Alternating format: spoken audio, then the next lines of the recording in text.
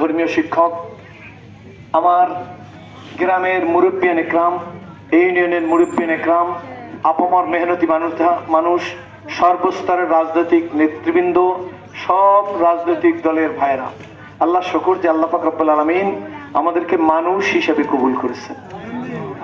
আগামী ত্রয়োদশ জাতীয় সংসদ নির্বাচনে ইসলামী আন্দোলন বাংলাদেশের মোহতারাম আমিরের হাত পাখার প্রার্থী হিসাবে আমাকে ঘোষণা করা হয়েছে। এটা বহরমপুরের মাটি, মগর ইউনিয়নের মাটি। আপনারা, আমি 14 বছর বয়সে ইসলাম কবুল করেছি, আর 42 বছর আমার জীবনের ইসলাম কেটে গেছে। আপনারা আমাকে দেখেছেন, আমার সম্পর্কে আপনারা জানেন।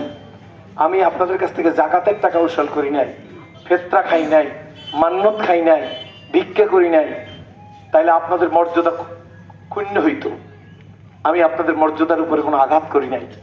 আমি খেটে খাওয়া মানুষ, আমি পরিশ্রম করছি, আমি আমার জীবনকে কলঙ্কিত করি নাই।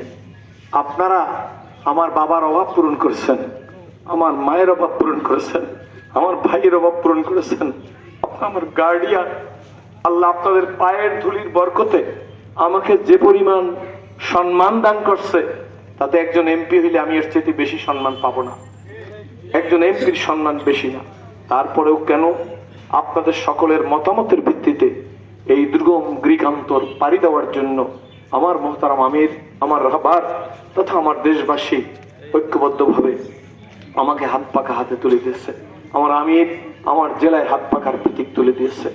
এইবার দেশে 16 বছরে মানুষ কথা বলতে পারে নাই, নির্যাতিত, নিপীড়িত, লাঞ্ছিত, বঞ্চিত, পদদলিত, পদে পদে অপমান, ওলামা ইকরামদের অপমান, টুপি আলাদারা মাথা জাগাইতে পারে নাই, দাড়ি আলাদা কথা বলতে পারে নাই, মাহফিল শুরু হইলে